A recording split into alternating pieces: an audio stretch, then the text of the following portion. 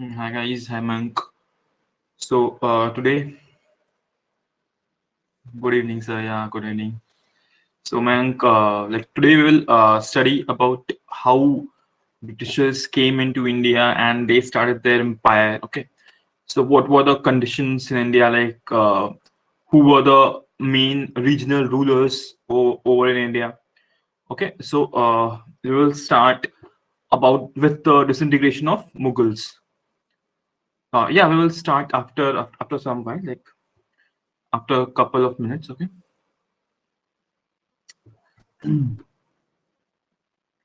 I will just share the whiteboard for now.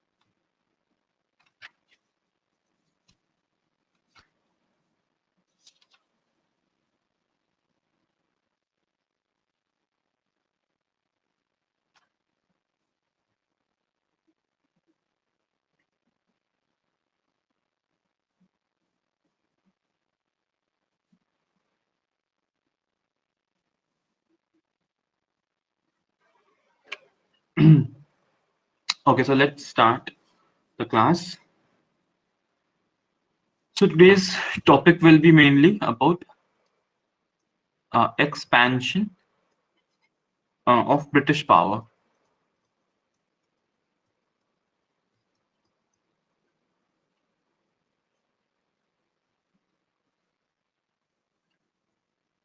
Okay. So what were the main, like how the Britishers expanded into India? We will try to cover that topic. Okay. So before, like as we know, in 1707, Aurangzeb died. Okay. So Aurangzeb died.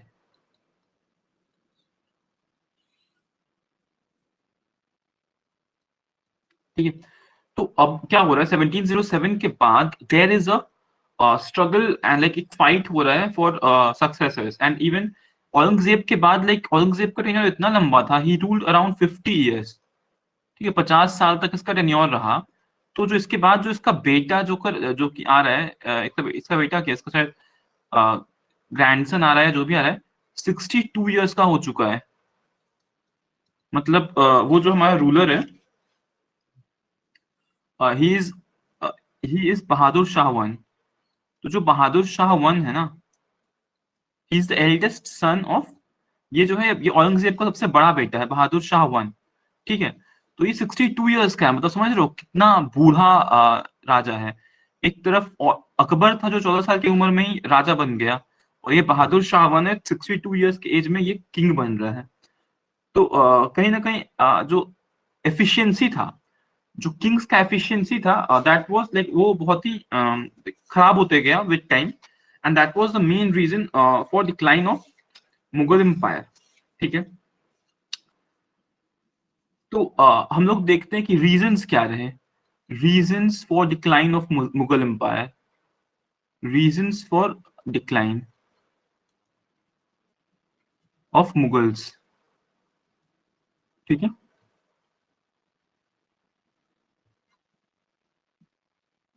सबसे पहला reason रहेगा week successors. ठीक है. तो क्योंकि जो Mughal system था वो एक मतलब वो एक मोनार्की का सिस्टम था. जैसे इंडिया में क्या है इंडिया में अगर मान लो कि अगर एडमिनिस्ट्रेटर बहुत खराब हो जाता है तो there are checks and balances मतलब एक ब्यूरोक्रेसी है. एग्जीक्यूटिव मेंबर्स हैं जो कि आईएएस होते हैं हाईली एफिशिएंट होते हैं. फिर जुडिशरी है. ठीक है. So there is a system. लेकिन मोनार्की में क्या होता है ना कि अगर किंग खराब है ना तो सिस्टम पूरा खराब मतलब king is the ultimate head. ठीक है. उसी के पास लाइक उसको कोई जेल नहीं भेज सकता. वो कुछ भी कर सकता है. इवन उसको कोई मतलब ऐसा कोई ब्यूरोक्रेट नहीं है जो कि उसके डिसीजन को क्वेश्चन कर सकता है. ठीक है. वो जुडिशरी नहीं है. तो अल्टीमेट हेड है, और अगर अल्टीमेट हेड ही खराब हो गया तो ऑब्वियसली क्या होगा, एम्पायर डिक्लाइन करेगा। सो वीक सक्सेसर सबसे बड़ा रीजन था डिक्लाइन ऑफ मुगल एम्पायर। फिर दूसरा रीजन था absence of definite law of succession. ठीक है, तो एब्सेंस है जी ऑफ डेफिनेट लॉ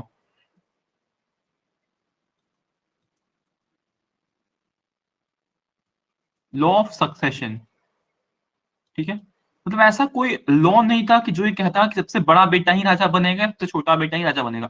हमने देखा कि Aurangzeb was not the eldest son, तब भी वो राजा बना। ठीक है, और कहीं ना कहीं हम लोग देख रहे हैं कि एल्डेस्ट सन भी राजा बन रहा है। ठीक है, मतलब कोई लॉ नहीं था जिसके जिसके चलते फाइट होता था, मतलब जो बेटों में लड़ाई झगड़ा होता था, और फिर जो जीता लड़ाई झगड़ा में वही बनता था राजा। ठीक है, तो ये डेफिनेट लॉ नहीं था सक्सेशन का, उसकी वजह से ही बहुत पावर स्ट्रगल हुआ। ठीक है, उसके बाद तीसरा रीजन लोग मानते हैं औरंगजेब का जो रिलीजियस एंड डेक्कन पॉलिसी था।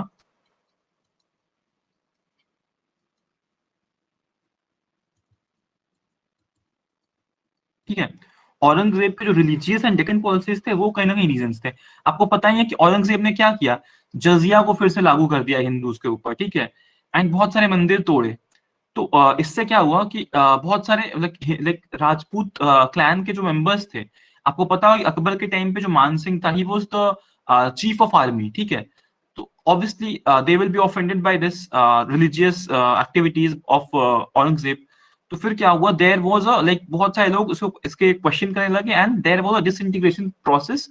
और धीरे धीरे करके Rajputana clans were against Aurangzeb, बहुत सारे राजपूत पूत बिकेम अगेंस्ट औरंगजेब, जो कि अकबर के टाइम पे बिल्कुल साथ थे। ठीक है, तो कहीं ना कहीं ये भी एक बहुत बड़ा रीजन था इनके डिक्लाइन का। ठीक है, उसके बाद फिर होता है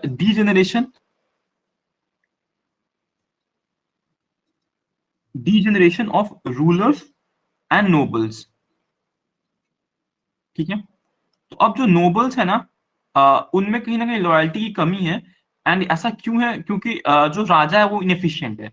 मतलब ये जो वन है ना, मतलब this first point is giving giving source to this fourth point. ठीक है, तो रूलर्स डीजेनरेशन हो गया रूलर्स का, तो अब क्या जो हो रहा है, जो नोबल्स जैसे कि जुल्फिकर खान हो गया, इवन जो सैयद ब्रदर्स हो गए। ठीक है, कहीं ना कहीं nobles are the power centres now. ठीक है, जो नोबल्स है वो पावर सेंटर है, किंग पावर सेंटर नहीं रहा।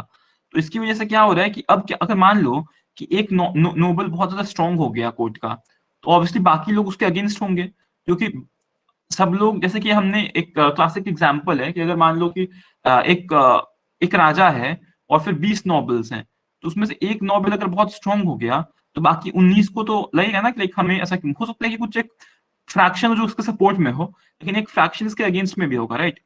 तो यही हुआ। ठीक है, यही हुआ मुगल्स के केस में। ठीक है, फिर हमारा पांचवा रीजन है हमारा,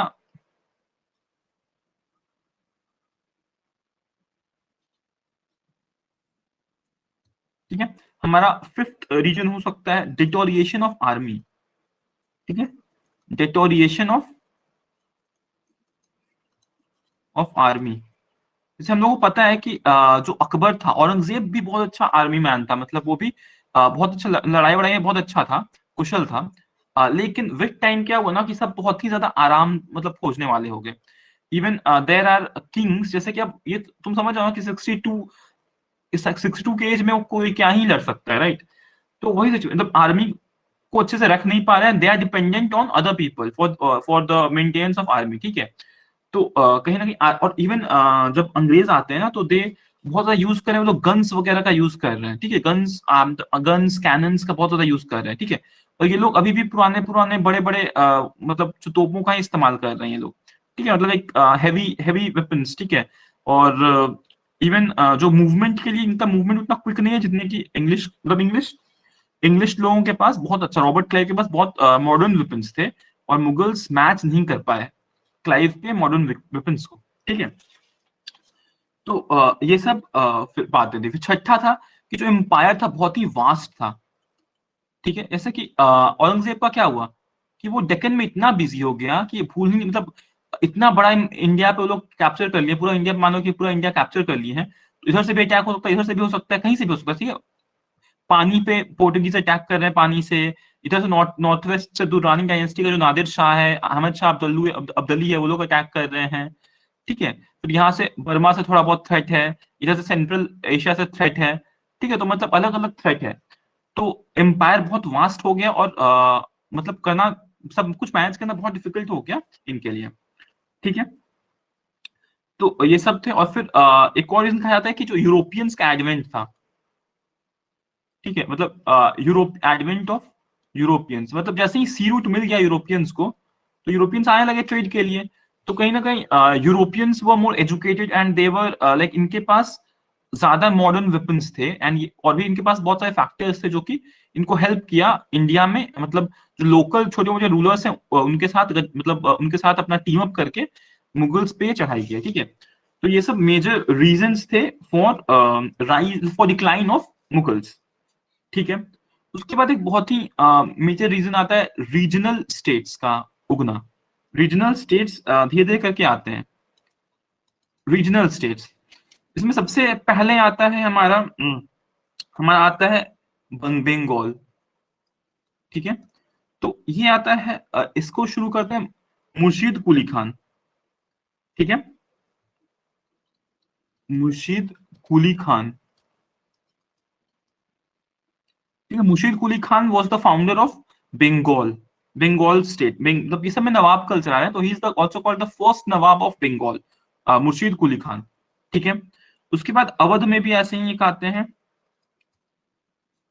ठीक है, तो अवध में तो ये बंगाल में कब आ रहे हैं, तो ये आ रहे हैं 1717 में। ठीक है, अवध में कब आ रहे हैं, 1722 में।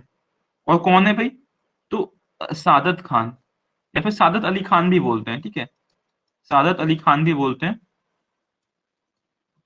और इवन बुरहान उल मुल्क भी नाम इनका पड़ा हुआ है, फेमस इनका यही नाम है, बुरहान उल मुल्क। ठीक है, उसके बाद तीसरा मेजर स्टेट हुआ, जो सबसे बहुत बड़ा स्टेट हुआ, वो हुआ हैदराबाद। ठीक है, हैदराबाद। ठीक है, तो ये दोनों में जो कल्चर था वो नवाब का कल्चर। ठीक है, ये दोनों में कहीं ना कहीं नवाब का कल्चर था, और हैदराबाद में निजाम का कल्चर शुरू हुआ। ठीक है, तो ये 1724 से स्टैब्लिश करते हैं ये जो पहला निजाम हुआ हैदराबाद का, वो हुआ निजाम उल मुल्क।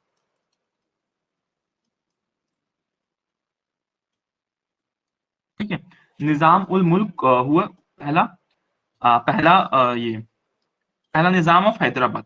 ठीक है, so these three were the main regional states जो कि डेवलप होते हैं। ठीक है, उसके बाद हम लोग ये तीनों के बारे में तो करेंगे डिटेल में। उसके पहले और हम लोग थोड़ा बहुत जानते हैं कि सोसाइटी कैसा था। ये जो हमारा सेंचुरी था, और लाइक 1700 से लेकर 1800 तक का जो टाइम था, इसमें सोसाइटी कैसा था। ठीक है, तो कहीं ना कहीं जो ट्रेड था वो बहुत ज्यादा हुआ, क्योंकि बहुत ज्यादा यूरोपियन ट्रैवलर्स आए गए। ठीक है, तो ट्रेड तो ऊपर ही गया, ट्रेड बहुत ज्यादा हुआ। लेकिन ट्रेड भी ऊपर गया, और हमारा अभी पता है हमारा इम्पोर्ट्स जो है वो कम है, एक्सपोर्ट ज्यादा है। ठीक है, एक्सपोर्ट ज्यादा है, सबसे बड़ा फीचर था ये 1700 से 1800 तक का टाइम पे। ठीक है, फिर एक्सट्रीम लग्जरी है, मतलब जो नवाब्स या कुछ कुछ जो नोबल्स हैं, वो लोग एक्सट्रीम लग्जरी में बहुत ज्यादा आराम फरमा रहे हैं। और एक्सट्रीम पॉवर्टी में भी, बहुत जो मेजर मेजर मास है वो एक्सट्रीम पॉवर्टी में है।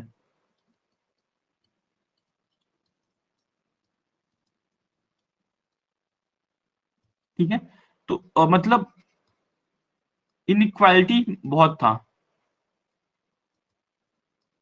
ठीक है, फिर जो हायर कास्ट जो कहे जाते थे, like like Brahmins, Kayastha and those things, Rajput वगैरह, तो वहां पर ओनली मेन मेन जो थे वो वर्क करते थे, and women of the house they stayed endorse.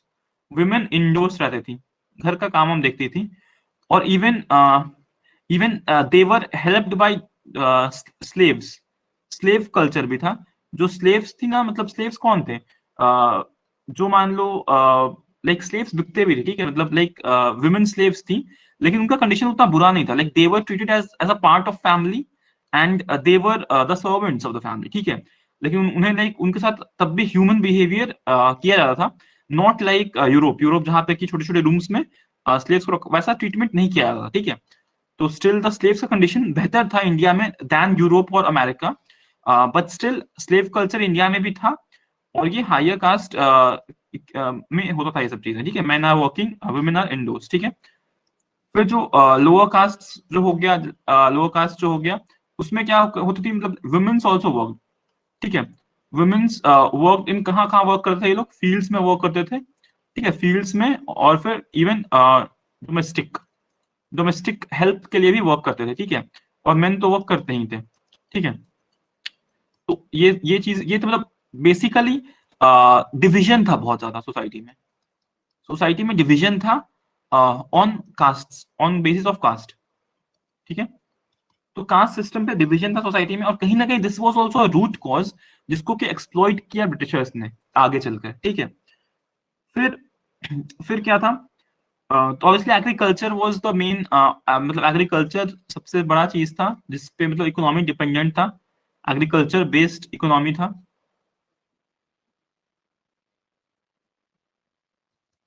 ठीक है। उसके बाद जो हमारा एजुकेशन था, एजुकेशन हिंदूज के लिए अलग था और मुस्लिम्स के लिए अलग था। ये एलिमेंट्री एजुकेशन था, 5 साल साल था हिंदूज के लिए, और जो मकतब्स थे वो मुस्लिम्स के लिए था, ठीक है। तो ये था एलिमेंट्री एजुकेशन, ठीक है, मतलब बेसिक प्राइमरी एजुकेशन कह सकते हो, ठीक है, ये हिंदूज के लिए। और हायर एजुकेशन के लिए क्या था, तो हायर एजुकेशन के लिए हिंदूज में टोल्स, टोल्स बोलते थे, ठीक है, टोल्स, या फिर चटुस्पतीज, चटु,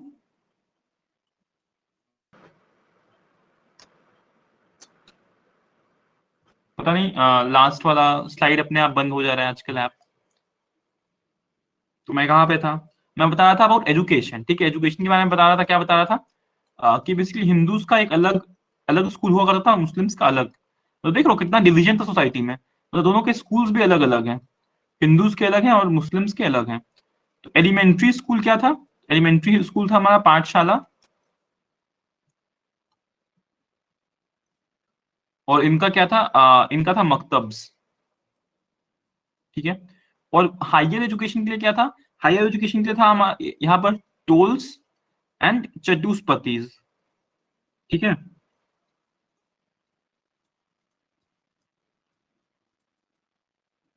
ठीक है। और यहाँ पे क्या था हायर एजुकेशन के लिए, हायर एजुकेशन के लिए यहाँ पर था मदरसाज, ठीक है। फिर दोनों जगह पे एक चीज क्या कॉमन था, कि साइंस एंड टेक्नोलॉजी नहीं पढ़ाया जाता था, साइंस एंड टेक का कोई नॉलेज नहीं था, मतलब टेक का पढ़ाई नहीं होता था, और ज्योग्राफी का पढ़ाई नहीं होता था, ठीक है। ये दोनों प्रोमिनेंट फीचर्स था, जो कि एक मतलब एक खराब बात थी। तो कहीं ना कहीं हम पीछे छूट गए, मतलब यूरोपियंस वर मच लाइक, वहां पे क्या हुआ, 14th और 15th सेंचुरी के बाद रेनेसेंस आया। तो basically scientific thinking and liberalism got promoted, ठीक है, मतलब। और हम लोग अभी भी वीवर लाइक हम लोग कहीं ना कहीं caste system and religion based systems, ये सब में ही फंसे रह गए, हम लोग आगे नहीं बढ़ पाए, ठीक है, हम लोग कहीं ना कहीं थोड़ा पीछे छूट गए, साइंस एंड टेक यहाँ पे डेवलप नहीं हुआ, ठीक है। तो दीज वर द प्रॉब्लम्स, ठीक है। उसके बाद इवन ऐसे हिंदूज में तो था ही कास्ट सिस्टम, और इवन मुस्लिम्स में ही बहुत डिवीजन था, ठीक है। तो मुस्लिम्स में भी जो नोबल्स थे वो लोग अपने आप को बहुत सुप्रीम मांगते थे, एंड मुस्लिम्स में भी जो जो सिया मुस्लिम्स थे उनका कंडीशन बहुत अच्छा नहीं था, ठीक है। सुन्नीज व देवर वो लोग अपने आप कंसिडर करते थे अपने हाइयर, लाइक एक हाई कास्ट ऐसा कुछ वो लोग अपने आप को समझते थे, ठीक है। तो बेसिकली ये ऐसा मतलब डिवीजन हिंदूज में भी था और मुस्लिम्स में भी था, ठीक है। अब हम देख सकते हैं आर्ट एंड कल्चर में क्या हुआ इस टाइम पे, आर्ट एंड कल्चर में क्या क्या बड़ी बड़ी चीजें हुई। तो 1784 में बड़ा इमाम बाड़ा बना था, बड़ा इमाम, बड़ा बना था, ठीक है।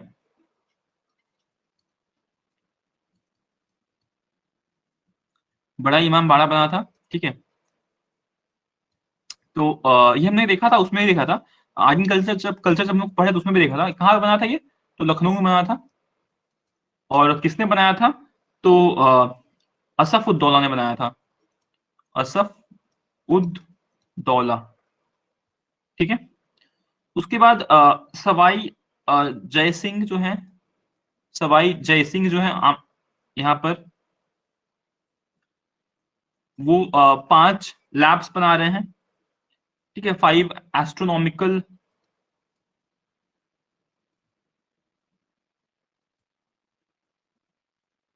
5 एस्ट्रोनॉमिकल लैब्स बना रहे हैं। एंड कहाँ बना रहे हैं? तो दिल्ली,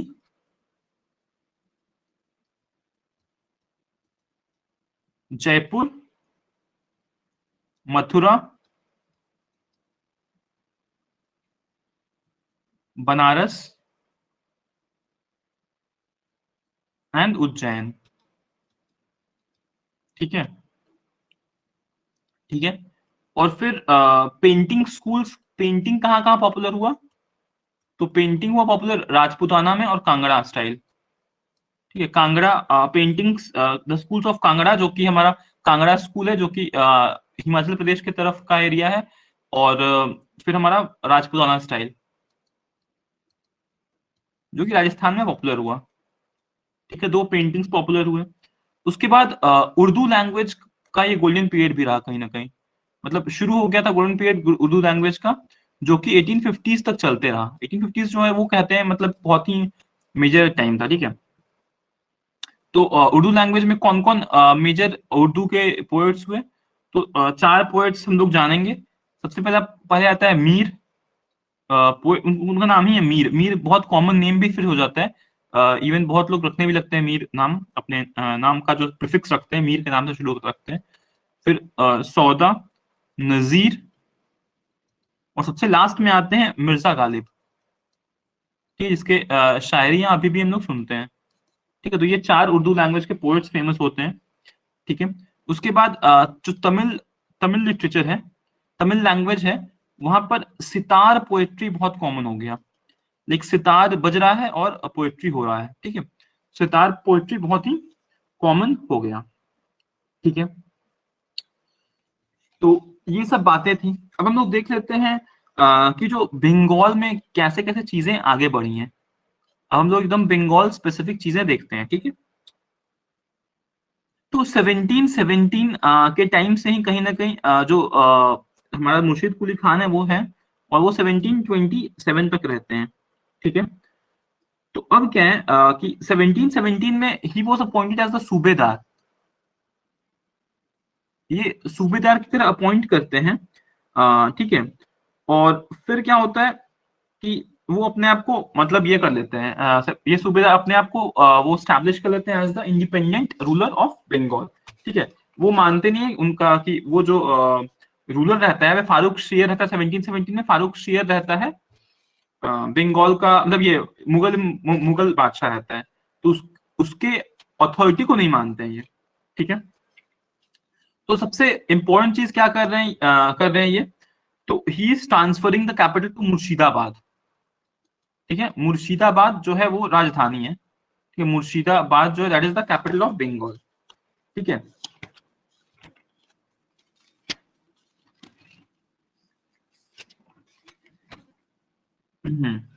मुर्शिदाबाद कैपिटल हो गया है बंगाल का। ठीक है। उसके बाद फिर क्या हो रहा है, जो सेकंड है, सेकंड है अच्छा, पहले कैपिटल क्या था बंगाल का? पहले कैपिटल था ढाका। ठीक है।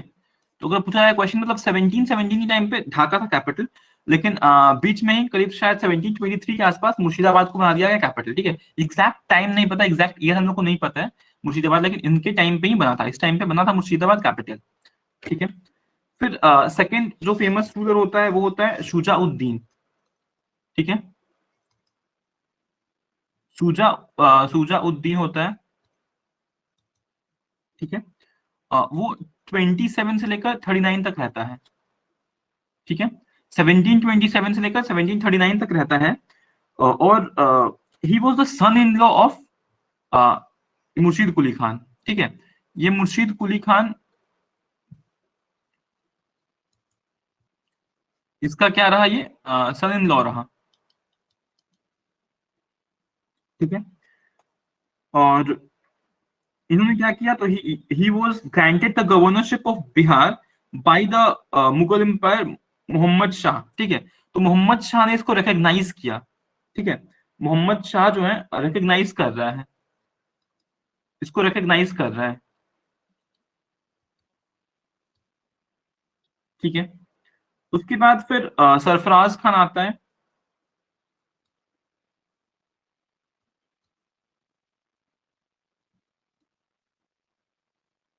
ठीक है, ये कुछ टाइम के लिए रहता है, ज्यादा टाइम नहीं, 939 से 40 तक ही बस रहता है, और इसको बहुत जल्दी बैटल ऑफ घेरई में जीत जाता है।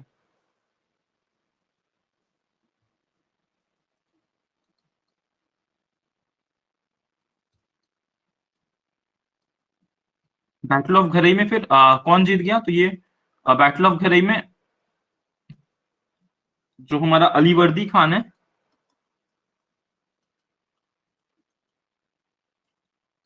ये जीत गया।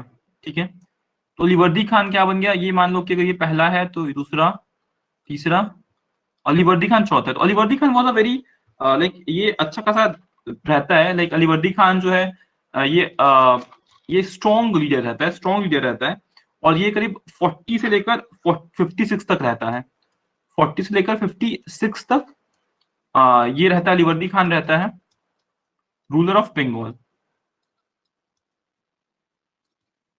ठीक है, एंड ये जो है, इसने एक फरमान से फरमान रिसीव करता है मोहम्मद शाह से। ठीक है, जो कि मोहम्मद शाह जो रंगीला के नाम से ही पॉपुलर है।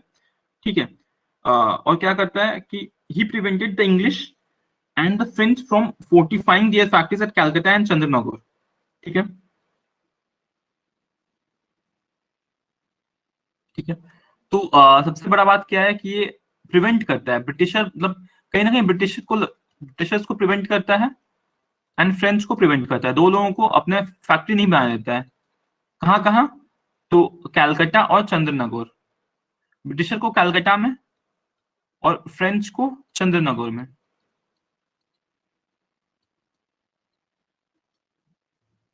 ठीक है, लेकिन उसके बाद फिर क्या होता है कि जो अलीवर्दी खान जब का जो डेथ होता है, उसके बाद आता है सिराज उद दौला। सिराज उद दौला, ये ना अलीवर्दी खान का ये जो ग्रैंडसन रहता है अलीवर्दी खान का। ठीक है, जो सिराज उद दौला है, he is the grandson of Alivardi Khan, तो ऑब्वियसली बहुत ही यंग रहेगा, ज्यादा एक्सपीरियंस नहीं रहेगा इसको, और कहीं ना कहीं ये प्रॉब्लम हो गया। ठीक है, अच्छा, तो ये कहीं ना कहीं प्रॉब्लम हो गया, यंग, इसका जो यंग एज था ये प्रॉब्लम हो गया, और इसने क्या किया, इसने सबको मतलब बेसिकली ये क्या कर रहा है, आ, ये तो पहले हरा रहा है, मतलब जब कैलकाटा में ब्रिटिशर को भगा रहा है पहली बार, ठीक है, उनके फोर्ट से उनको भगा रहा है, लेकिन फिर क्या हुआ, ड्यू टू इनएक्सपीरियंस, मतलब ये बहुत जल्दी खुश हो गया, and like they were kind of celebrating कि हमने तो भगा दिया। ठीक है, लेकिन उसके बाद जो रॉबर्ट क्लाइव है वो मद्रास में है अभी, वो मद्रास में है, तो फिर अपने वो जहाज लेकर कलकत्ता वापस आता है, एंड फिर आ, एक एक ये होता है, एक काइंड ऑफ एक सौदेबाजी होती है, लाइक सिराजुद्दौला, एक जो सिचुएशन है हम लोग पूरा वो देखते हैं, सिचुएशन पूरा देखते हैं कि कैसे कैसे सिराजुद्दौला, पता है बहुत सारे जो नोबल्स थे, देवर अनहैप्पी फ्रॉम सिराजुद्दौला, क्योंकि वो कम एज का था सबसे पहली बात, और ऑब्वियसली समझ लो सीधे ग्रैंडसन है, और अलीवर्दी खान का ये ग्रैंडसन है, तो बहुत लोग ऐसे भी होंगे जो कि मतलब उन्हें लगता होगा कि हम राजा बन सकते हैं, मतलब इतने कम एज में इसे क्यों राजा बनाया गया, राइट। तो कहीं ना कहीं देयर वाज अ कंपटीशन। ठीक है, बहुत ज्यादा कंपटीशन था, और जो सिराजुद्दौला क्या किया कि उसने सबसे पहले तो एक कश्मीरी ऑफिसर है मोहनलाल। ठीक है, उसको वो एडमिनिस्ट्रेटर बना दिया। ठीक है, मतलब kind of Mohanlal became the PM of Sirajuddaulah. ठीक है, और जो शौकत जंग है, ठीक है, अच्छा थोड़ा बहुत हम और भी हिस्ट्री देख लेते हैं। तो जो अलीवर्दी खान है ना, अलीवर्दी खान, उसकी एक बहन है, उसकी बहन है, और उसकी बहन का हस्बैंड है मीर जाफर। तो मीर जाफर क्या है? Mir Jafar is actually the brother in law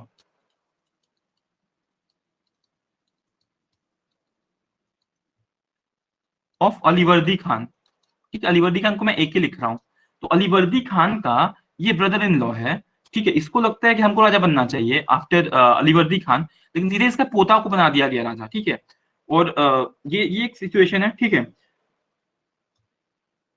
उसके बाद फिर क्या हो रहा है, ये जो हिंदू पॉपुलेशन है, हिंदू पॉपुलेशन है, दे आर नॉट वेरी, मतलब वो लोग बहुत ज्यादा फेवरेबल नहीं है, बहुत ज्यादा खुश नहीं है फ्रॉम फ्रॉम सिराजुद्दौला।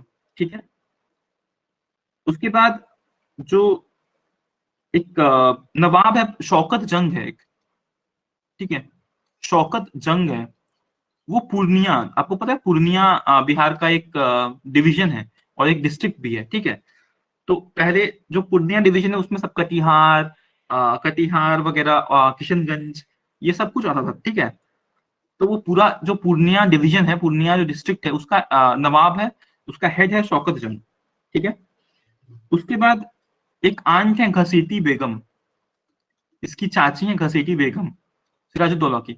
सब जो है दे आर, सब एंटी हैं, सब सिराजुद्दौला के अगेंस्ट हैं। ठीक है, सबको लगता है कि सिराजुद्दौला को नहीं बनना चाहिए। ठीक है, उसके बाद फिर एक जगत सेठ है। ठीक है, जो कि एक कोलकाता के का बैंक है इसका। ठीक है, एक बैंकर है, इसी का पूरा बैंक है एक कोलकाता का। तो he is also very rich, मतलब एक कैपिटलिस्ट है। अभी के टाइम से आप कंपेयर कर सकते हो, ये काइंड ऑफ मुकेश अंबानी है। ठीक है, तो ये सब सिचुएशन बन रहा है। तो फिर क्या हो रहा है कि जो सिराजुद्दौला है, सबसे पहले उसको इनसिक्योरिटी लग रहा है, उसको लग रहा है कि भाई हमको जल्दी जल्दी कुछ ना कुछ करना पड़ेगा। तो जैसे ही वो राजा बन रहा है, वो बहुत जल्दी एक्शन लेना चालू कर देता है। ठीक है, तो सबसे पहले वो डिफीट करता है शौकत जंग को इन अ बैटल। शौकत जंग से एक बैटल लेता है, पूर्णिया में लड़ता है, और शौकत जंग को मार देता है, शौकत जंग को किल कर दिया। ठीक है, उसके बाद घसीटी बेगम से झगड़ा होता है, और घसीटी बेगम का भी ट्रेजरी छीन लेता है, मतलब घसीटी बेगम को भी एलिमिनेट कर देता है। ठीक है, उसके बाद जो मीर जाफर है, जो कि चीफ ऑफ आर्मी था, जो कि काइंड ऑफ पीएम था, उसके जगह पे मोहन लाल को अपॉइंट कर दिया एज द पीएम। ठीक है, मीर जाफर को एलिमिनेट कर कर मोहन लाल को बना दिया अपना पीएम। ठीक है, तो मीर जाफर क्या हो गया, अगेंस्ट। अब भाई ये पीएम था, पीएम मटेरियल था, अपने आप को किंग भी समझता था, उसके पावर को एकदम झटका लग गया। ठीक है, तो ये काइंड ऑफ एक मिस्टेक था। उसके बाद फिर क्या हो रहा है, इसके बाद क्या हो रहा है, मीर जाफर, मतलब ये सिचुएशन है। और कलकत्ता में क्या कर दिया ये लोग, कलकत्ता में पहले ही, मतलब ये सिराजुद्दौला कलकत्ता से जो कलकत्ता में से अंग्रेजों को भगा दिया, यहाँ पे जो फोर्स था वहां से भगा दिया वहाँ अंग्रेजों को। ठीक है, और फिर एक ब्लैक होल ट्रेजेडी भी होता है। ठीक है, ब्लैक होल ट्रेजेडी भी होता है 1756 के लास्ट में होता है। तो उस ब्लैक होल ट्रेजेडी में क्या होता है कि 123 अंग्रेजों को एक काले घर में, एक डार्क रूम में कैद कर दिया जाता है, डार्क रूम में, और उनकी डेथ हो जाती है ड्यू टू सफोकेशन। ठीक है, अंग्रेजों की डेथ, 123 अंग्रेजों की डेथ हो जाती है ड्यू टू सफोकेशन। तो ये सब चीजों को देखते हुए फिर क्या हो रहा है कि देयर वाज अ एक गठबंधन बनता है, एक जो सब कुछ है ना, मतलब ये सब मिलके एक गठबंधन बनाते हैं। कौन कौन? तो जो ये सब है, मीर जाफर है, सबसे पहले तो रॉबर्ट क्लाइव हेड है।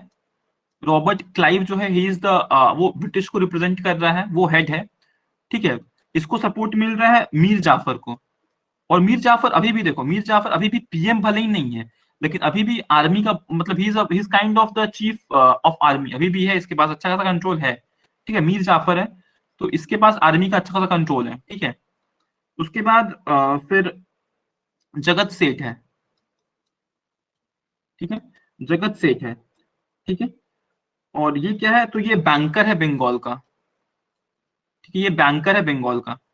ठीक है, और ओमी चंद और राय दुर्लभ और भी लोग हैं, बट ये सब यही तीन मेन है। ठीक है, यही तीन मेन है। तो रॉबर्ट क्लाइव क्या बोलता है कि अगर हम लोग हरा देंगे इसको, सिराजुद्दौला को, तो मीर जाफर तुमको बना देंगे नवाब ऑफ बंगाल। ठीक है, इसको नवाब दे देंगे, ठीक है, और फिर इसको जगह सेठ को कुछ कुछ प्रॉफिट भी होगा, ठीक है, सबसे मतलब डील कर लेता है। और फाइनली बैटल ऑफ प्लासी हो जाता है 23 जून 1957। ठीक है, 23 जून 1957 को हो जाता है बैटल ऑफ प्लासी। ये इंडिया की हिस्ट्री का शॉर्टेस्ट बैटल है, बस 90 मिनट चलता है ये बैटल, 90 मिनट्स में खत्म हो जाता है। तो इसमें रहते हैं रॉबर्ट क्लाइव प्लस उसके ये सब सहपाठी लोग। रॉबर्ट क्लाइव वर्सेस होता है सिराजुद्दौला, सिराज। तो इसमें रॉबर्ट क्लाइव ने 583 लोगों को मार रहा है, और ये सिराजुद्दौला बेचारा 43 लोगों को ही मार पाया, और सिराजुद्दौला को खुद भी मार दिया जाता है। ठीक है, सिराजुद्दौला को भी एलिमिनेट कर दिया जाता है इस वॉर में ही। ठीक है, तो इसके बाद एज पर द डील क्या होता है कि मीर जाफर बन जाता है अगला नवाब। मीर जाफर बन जाता है अगला नवाब। ठीक है, और उसको और ब्रिटिशर को क्या क्या मिलता है, ब्रिटिशर को कंट्रोल मिल जाता है अपना फैक्ट्रीज को रखने का, प्लस जो 24 परगनाज हैं, 24 अभी भी हैं, 24 परगनाज जो है अभी भी कोलकाता का एक पार्ट है। तो 24 परगनाज पे इंग्लिश का कंट्रोल हो जाता है, ये इंग्लिश को मिल जाता है। ठीक है, और फिर एक अच्छा खासा सम ये देगा, मीर जाफर देगा अंग्रेजों को। ठीक है,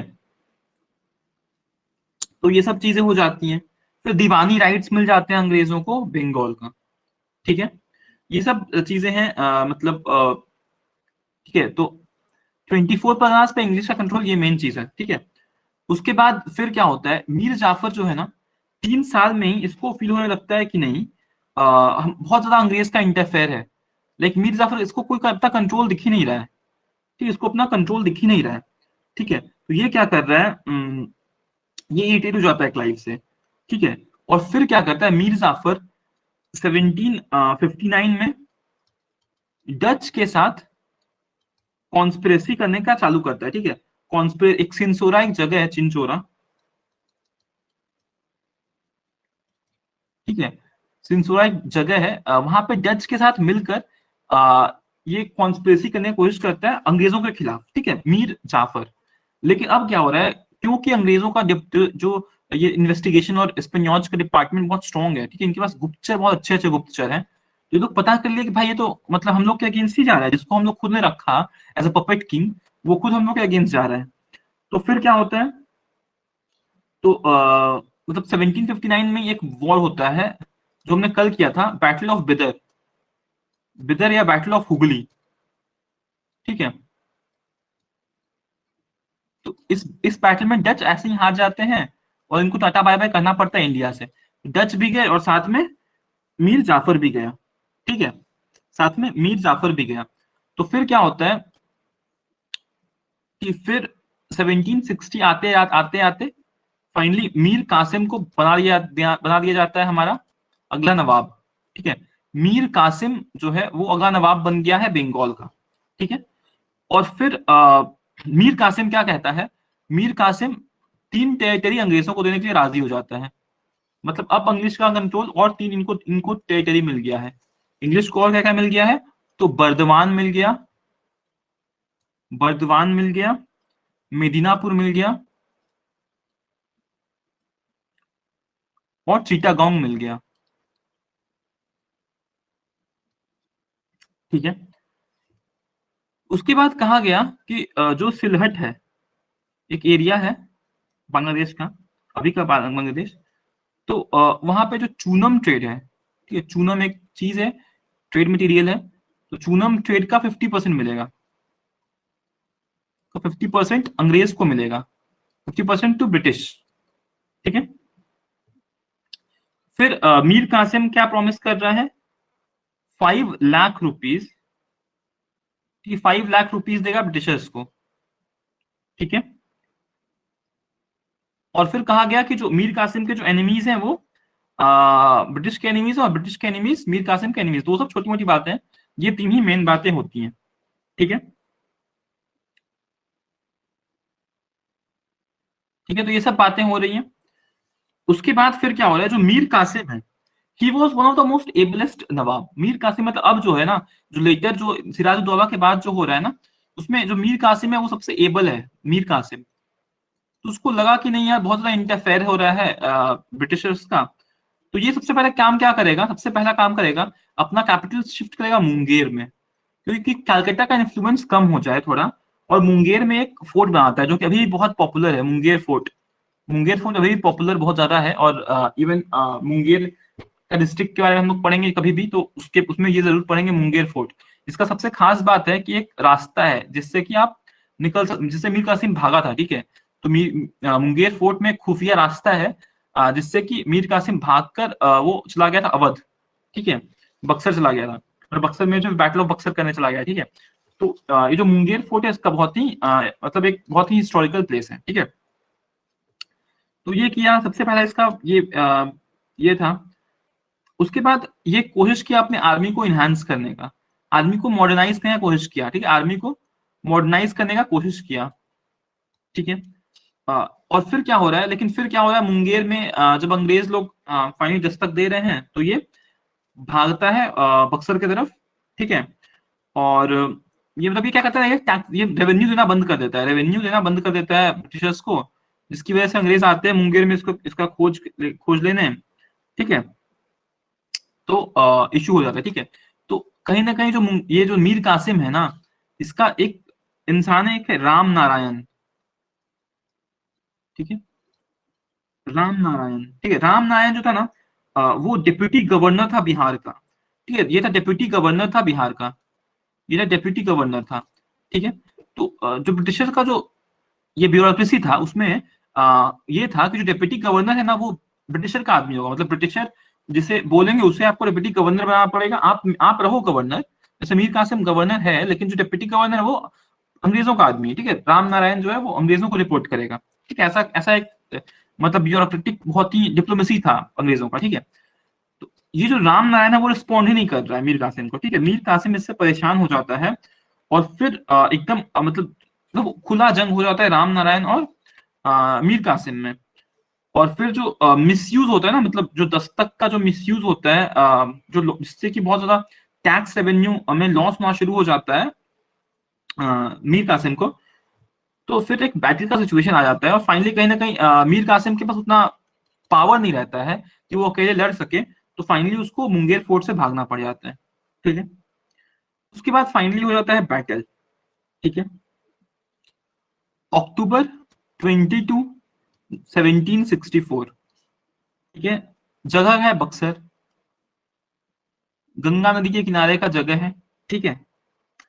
और इसमें हेक्टर मुनरो हेक्टर मुनरो है,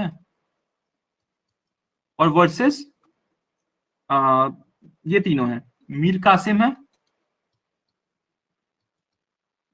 ठीक है। मीर कासिम है, शाह आलम टू है, और अवध का नवाब है, ठीक है।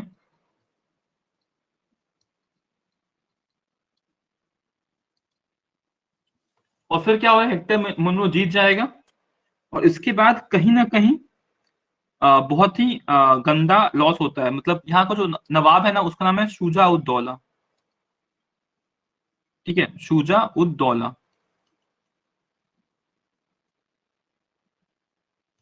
ठीक है।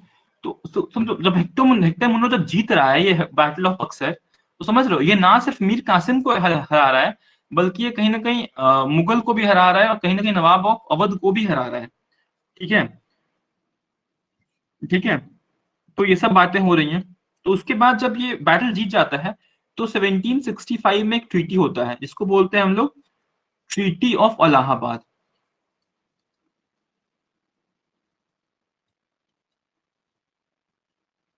ठीक है। तो इसमें ना इसमें क्या क्या कहा जाता है कि जो नवाब है शुजाउद्दौला, ठीक है। जो नवाब है अवध का, ठीक है। उसको क्या करना पड़ेगा, उसको सरेंडर करना पड़ेगा, सरेंडर इलाहाबाद, ठीक है। इलाहाबाद, इलाहाबाद प्लस कारा, और किसको देना होगा, और ये शाह आलम को देना होगा, ये लोग खुद नहीं रखेगा, ये लोग शाह आलम को देगा। ऐसा क्यों कर रहा है पता है? क्योंकि अगर मान लो कि मराठा लोग अगर कल को अवध पे ये करेंगे, अवध से जैसे कि अगर अभी अंग्रेज जो है उतने स्ट्रांग नहीं है, तो उनको लगता है कि अगर हम लोग अवध पे पूरा कैप्चर करें तो अवध तो बहुत बड़ा है, तो अवध को डिफेंड करने में हमारे मतलब अभी बहुत पैसा खपत हो जाएगा, इकोनॉमिक लॉस हो जाएगा, तो इसलिए शाह आलम टू के जिम्मे छोड़ दिया। ठीक है, इलाहाबाद और कारा अवध से लेकर शाह आलम टू को दे दिया, और शाह आलम टू को क्या बना दिया, मतलब अपना मुरीद बना दिया। लाइक शाह आलम को बोले देखो भाई हम मतलब तुम्हारे हारने के बाद भी तुमको हम ये दे रहे हैं, ठीक है, तुमको ये एक इलाहाबाद और कारा दे रहे हैं, ठीक है। फिर 50 लाख इसको देना पड़ेगा ब्रिटिशर्स को, जो अवध का जो नवाब है ना उसको ब्रिटिशर्स को 50 लाख रुपीस देने होंगे फॉर वॉर, वॉर में जो खर्च हुए, जो ब्रिटिश का खर्च हुआ उसको पे कर रहा है, ठीक है। उसके बाद जो बलवंत सिंह है जमींदार है, जो बलवंत सिंह है,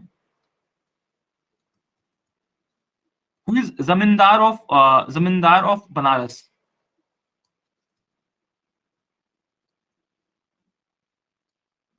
ठीक है, जमींदार है ये बनारस के। तो इनको लाइक ये जो बलवंत सिंह है ना, ये इन्होंने हेल्प किया इन battle of Buxar, battle of Buxar में अंग्रेजों का हेल्प किया, तो इसलिए इनको रिवॉर्ड किया गया, इनको जमींदार ऑफ बनारस को इसको रिकग्नाइज कर लिया गया, और पूरा पोजीशन दे दिया, पूरा बनारस का जो स्टेट है ना वो जमींदार के कंट्रोल में आ गया, ठीक है।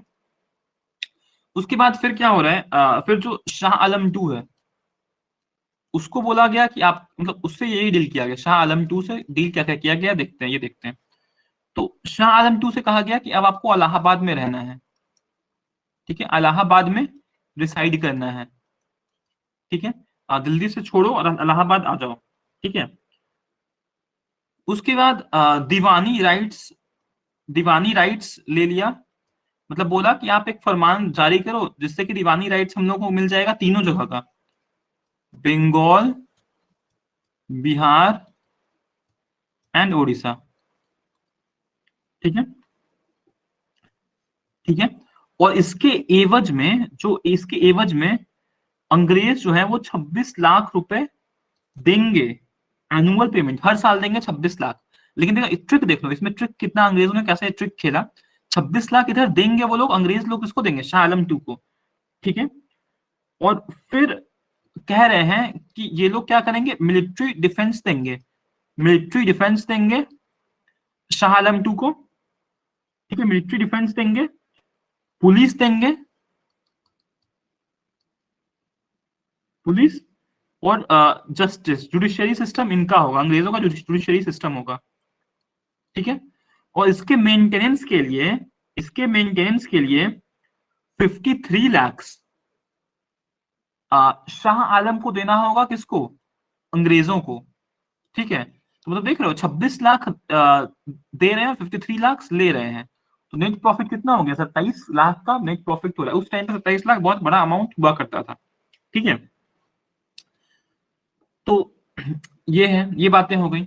अच्छा, क्वेश्चन आया क्लाइव ने अवध को क्यों नहीं, क्लाइव जो था मतलब बैटल ऑफ जब ये ट्रीटी हो रहा है, ट्रीटी ऑफ इलाहाबाद, तो उसके बाद जो क्लाइव है ना 1757 से 1760 तक ये रहा गवर्नर ऑफ बंगाल रहा, लेकिन बीच में 2 साल के लिए चला, मतलब ये बीच में जो 5 साल है 1760 से लेकर 1765 तब तक ये नहीं है, तब फिर बीच में कुछ कुछ और भी आते हैं, गवर्नर्स आते हैं बंगाल में, लेकिन फिर 1765 से 67 फिर से क्लाइव आ जा रहा है।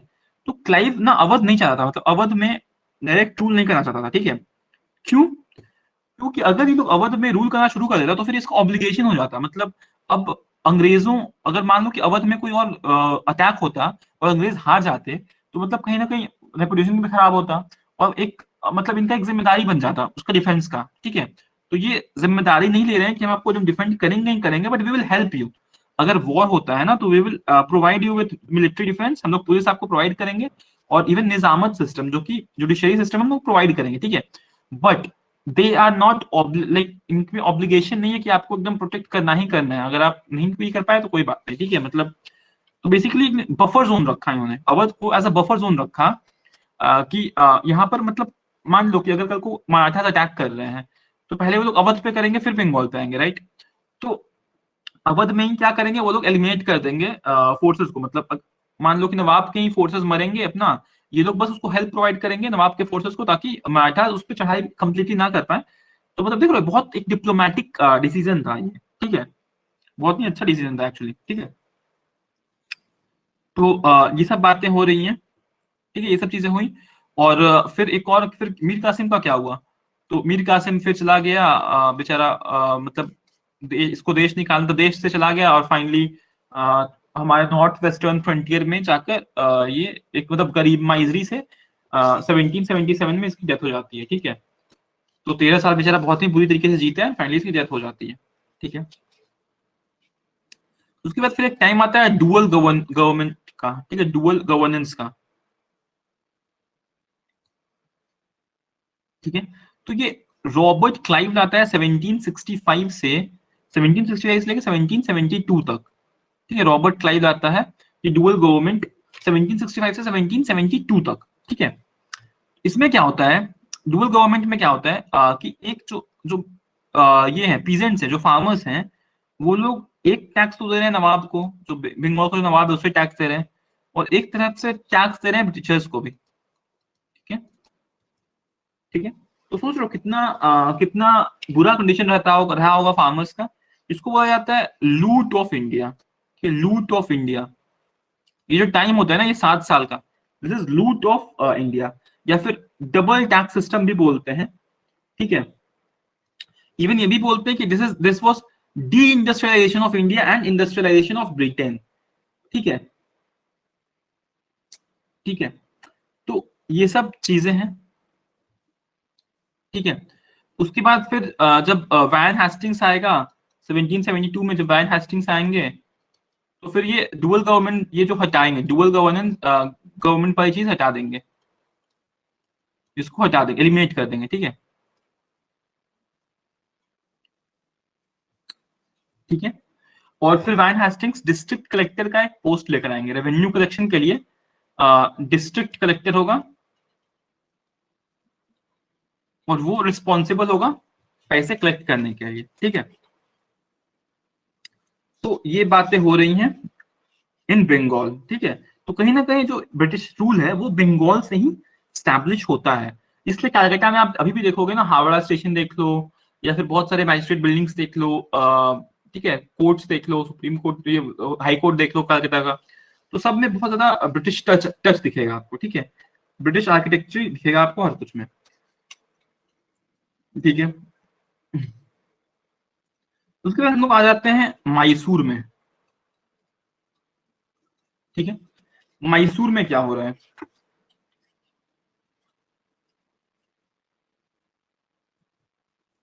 ठीक है।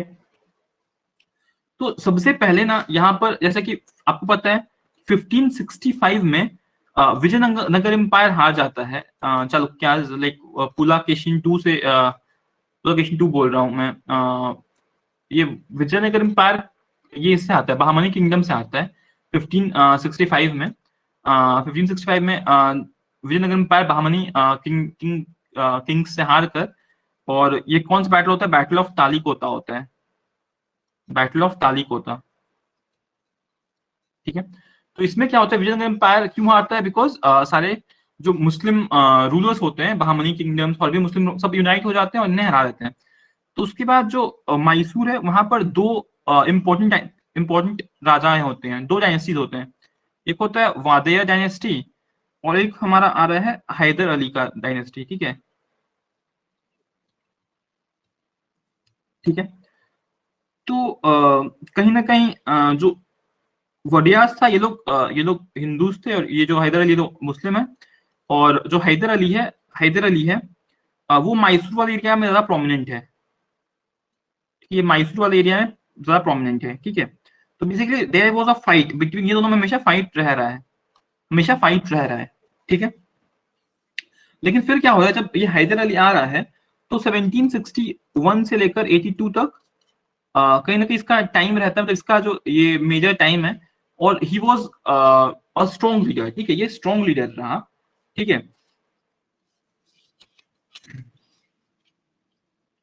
ठीक है। ये स्ट्रॉन्ग लीडर रहा, और कहीं ना कहीं ब्रिटिशर को खतरा महसूस हुआ, ब्रिटिशर को लगा कि ये रहेगा तो प्रॉब्लम हो सकता है, ठीक है। तो पहला होता है, सबसे पहले तो क्या होता है, सबसे पहला होता है first Anglo war, first Anglo Mysore war.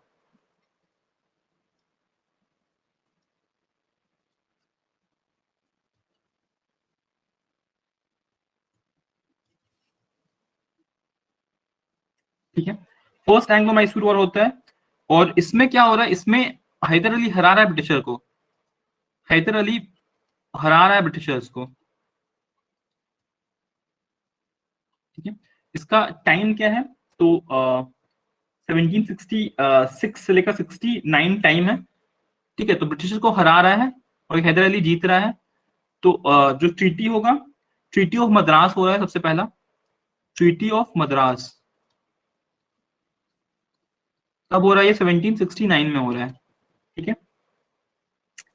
तो इस ट्रीटी के हिसाब से क्या हो रहा है कि बहुत ह्यूमिलिएटिंग ये था, ह्यूमिलिएटिंग ट्रीटी था फॉर फॉर ब्रिटिशर।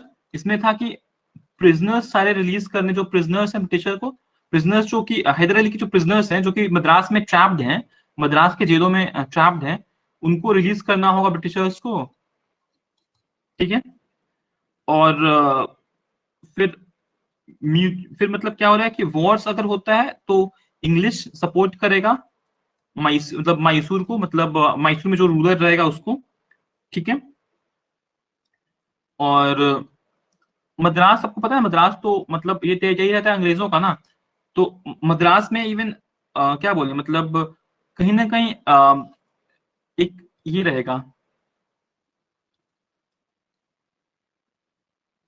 एक कॉन्वॉय रहेगा, convoy, convoy of Hyder Ali. ठीक है, तो ये सब ह्यूमिलेटिंग रहा अंग्रेजों के लिए, तो अंग्रेजों को ऑब्वियसली इस पे तो गुस्सा आ ही रहा था। उसके बाद फिर सेकंड वॉर होता है हमारा, सेकंड एंग्लो मैसूर वॉर होता है 1780 से लेकर 84 के टाइम पे, 1780 से लेकर 84 के टाइम पे। और इस वक्त क्या हो रहा है, इस वक्त क्या हो रहा है कि वैन हेस्टिंग्स जो है वो फ्रेंच पोर्ट माहे पे अटैक कर रहा है।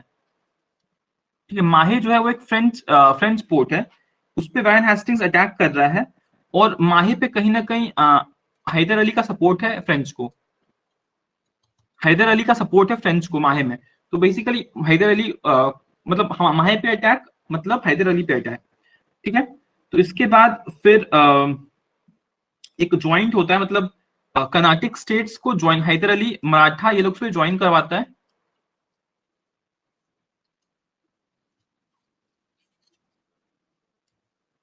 मराठास प्लस जो निजाम होता है उससे डील कुछ कुछ करता है, बट स्टिल जो मतलब मराठा और निजाम रहते हैं ना, ये लोग काइंड ऑफ दोनों तरफ से पैसे ले रहे हैं, मतलब हैदर अली से ही पैसे ले रहे हैं और अंग्रेजों से ही पैसे ले रहे हैं। ठीक है, ऐसा कुछ सिचुएशन है। और लेकिन शुरू में क्या होता है, इनिशियली फायदा हो रहा है हैदर अली को, और हैदर अली मतलब शुरू में तो आगे बढ़ रहा है, लेकिन फिर फाइनली पोर्ट नोवो में हार जाता है। पोर्ट नोवो में आयरेकूट जो कि एक अंग्रेज आर्मी का एक मेंबर है, पोर्टो नोवो में आयरेकूट उसको डिफीट कर दे रहा है। और 1782 में हैदर अली की डेथ हो जा रही है ड्यू टू कैंसर। तो ऐसा नहीं है कि मतलब वॉर में तो वॉर तो चल ही रहा है, लेकिन इसकी जो डेथ हो रही है वो कैंसर के चलते हो रही है। उसके बाद टीपू सुल्तान जो कि इसका बेटा है, वो जंग जारी रखता है। ठीक है, और फाइनली जब फाइनली पीस स्टैब्लिश होता है 1784 में, 1784 में फाइनली पीस स्टैब्लिश होता है विद ट्रीटी ऑफ मैंगलोर। ठीक है,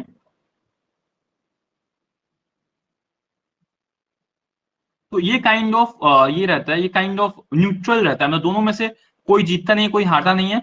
मतलब जो टीपू ने जीता, टीपू सुल्तान ने जो जीता, या फिर जो मैसूर ने जीता और जो ब्रिटिशर ने जीता, दोनों को वापस करना है। मतलब जो प्रीवियस बाउंड्रीज है दोनों वापस जा रहे हैं। मतलब ट्रीटी ऑफ मैंगलोर ये क्या रहा, इसका नेचर न्यूट्रल रहा, मतलब ऐसा नहीं किसी को लॉस नहीं, किसी को फायदा नहीं। ठीक है, उसके बाद जो थर्ड वॉर है वो हो रहा है 1782 से बाप रे 1790 से लेकर 1792 तक। 1790 से लेकर 1792 तक, ठीक है। और इसमें क्या हो रहा है ना, इसमें फिर लॉस हो रहा है टीपू सुल्तान को, ठीक है। 1792 में ट्रीटी ऑफ सेरिंगपट्टनम हो रहा है,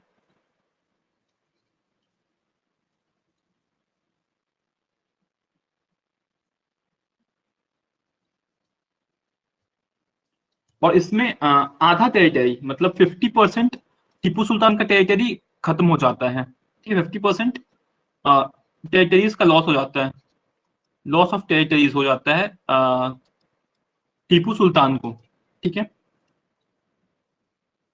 तो जो चौथा होता है फोर्थ, ये 1799 में होता है। टीपू सुल्तान की डेथ हो जाती है, टीपू डाइड, और मैसूर खत्म, मैसूर पूरा ब्रिटिश कंट्रोल में, ब्रिटिश जीत जाते हैं मैसूर, ठीक है। टीपू सुल्तान खत्म हो गया। तो इसके बाद अंग्रेज क्या करेंगे, तो अंग्रेज क्या किए कि वो लोग, अच्छा ये पता है 1799 में मराठास ने और निजाम ने हेल्प किया था अंग्रेजों को, ठीक है। तो फिर वो लोग मराठास को देते हैं, कुछ कुछ ऑफर करते हैं, सुंडा और हरबोली मतलब डिस्ट्रिक्ट्स, कुछ कुछ डिस्ट्रिक्ट्स देते हैं मराठास को, लेकिन वो लोग को बोलते हैं नहीं हम लोग को नहीं चाहिए, हम पैसे वैसे दे दो, हम लोग उसी में खुश हैं, ठीक है। तो मराठास तो कुछ नहीं लेते हैं, लेकिन जो निजाम है हैदराबाद का, वो दो टेरिटरी देता है, गूटी एंड गरमकोंडा, ठीक है। और और जो मैसूर है, मैसूर दे देते हैं ये लोग वोडिया डायनेस्टी को, वो जो वोडिया डायनेस्टी था ना, उसको दे देते हैं कि आप लोग रखो भाई, ठीक है। और एक माइनर रूलर है, मतलब 18 साल से कम उम्र का एक बच्चा है, उसे राजा बना देते हैं, कृष्ण राजा थ्री, कृष्ण राजा थ्री बना देते हैं, ठीक है। और फिर 1831 में विलियम बेंटिक जो है, विलियम बेंटिक ऑन मतलब बोलते हैं कि मिस गवर्नेंस हो रहा है मैसूर में, और फाइनली ये ब्रिटिश मतलब पूरा ब्रिटिश टेरिटरी बन जाता है, जो मैसूर है वो 1831 में जाकर फिर ब्रिटिश टेरिटरी कंप्लीटली बन जाता है, ठीक है। और फिर 1881 में क्या होता है, 1881 में जो लॉर्ड रिपन आते हैं, तो वो फिर से वापस कर देते हैं, फिर से वोडिया डायनेस्टी को एक्सेप्ट कर लेते हैं कि आप लोग रूलर हो इस जगह पे, कि और वापस दे देते हैं कि मतलब हमको रेवेन्यू बस देते जाओ और तुम राजा का पोजीशन रखो अपने पास, ठीक है। तो लॉर्ड रिपन बहुत ही लिबरल रहे हैं, लिबरल गवर्नर जनरल रहे हैं, तो ठीक है। तो ये सब बातें हैं, तो this was all about Mysore. अच्छा एक और फायदा हो रहा है, मतलब अंग्रेजों ने उस टाइम भी ना अपने कंट्रोल में कुछ कुछ रख लिया था, ठीक है। इंग्लिश मतलब इंग्लिश ने उस वक्त इस टाइम पे ना अंग्रेजों ने भी कुछ कुछ कंट्रोल पे रखा था, ब्रिटिश ने क्या क्या रखा था अपने कंट्रोल में, तो कोयम्बटूर अपने कंट्रोल में रख लिया था, कोयम्बटूर डिस्ट्रिक्ट रख लिया था, वायनाड डिस्ट्रिक्ट जहां से अभी Rahul Gandhi minister of parliament है, वायनाड रख लिया था जो कि केरला में पड़ता है, सेरिंगपट्टनम रख लिया था, ठीक है। तो ये सब डिस्ट्रिक्ट्स को ब्रिटिश ने उस अपने टाइम रख लिया, अपने पास रख लिया था उस वक्त, ठीक है। अब हम लोग देख लेते हैं मराठा के साथ क्या रिलेशन रहा, अंग्रेजों का मराठा के साथ क्या रिलेशन रहा, एंग्लो मराठा रिलेशंस, ठीक है, एंग्लो मराठा रिलेशंस। अब पता है कि 1761 में अहमद शाह अब्दाली से बैटल ऑफ पानीपत में मराठास हार जाते हैं, तो कहीं ना कहीं मतलब जो अंग्रेज हैं वो तो 1761 में मराठास आ रहे हैं, 1764 में बैटल ऑफ बक्सर में ये लोग जीत रहे हैं, तो कहीं ना कहीं मराठास मतलब क्या बोले, मतलब समझ लो मराठा हार रहा है, ये लोग जीत रहे हैं, तो कहीं ना कहीं इनका मोरल भी हाई है अभी, ठीक है, इनका मोरल भी हाई है। और इसके बाद क्या हो रहा है, जो मराठास हैं उतने अब स्ट्रॉन्ग रहे नहीं, 1772 में क्या हो रहा है कि माधव राव की डेथ हो जा रही है, तो माधव राव है वो लास्ट अच्छे खासे रूलर रहे माधव राव, तो उनकी डेथ हो जा रही है 1772 में। तो उसके बाद फिर एक पावर स्ट्रगल होता है, ठीक है, और इसके बाद नारायण राव बन तो जाता है, नारायण राव फिफ्थ पेशवा बन तो जाता है, ठीक है, लेकिन बहुत लोग नाखुश रहते हैं इससे, बहुत लोग नाखुश रहते हैं। ठीक है,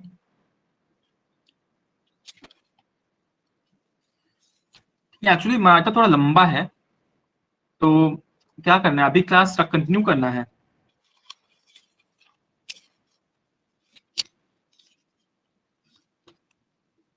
ये मराठा हम लोग कल करते हैं, एक्चुअली 11:08 भी हो गया है और थोड़ा सा कुछ काम भी है, तो एक काम करते हैं, ये कल कंटिन्यू करते हैं एंग्लो मराठास। हम लोग पूरा करेंगे कैसे कैसे जो मराठास हैं वो लोग खुद पेशवा कल्चर कैसे डिटोरिएट करता है, मराठास खुद टूट जाते हैं, होलकर, सिंधियास, भोसले, गायकवाड़ ये सब ने। एंड फिर जो ब्रिटिशर्स धीरे धीरे करके तीन वॉर होता है, एंग्लो मराठास का तीन वॉर होता है, और उसके बाद पूरा पूरी कंट्रोल अंग्रेजों के पास आ जाता है। ठीक है, तो ये हम लोग करते हैं कल वाले क्लास में,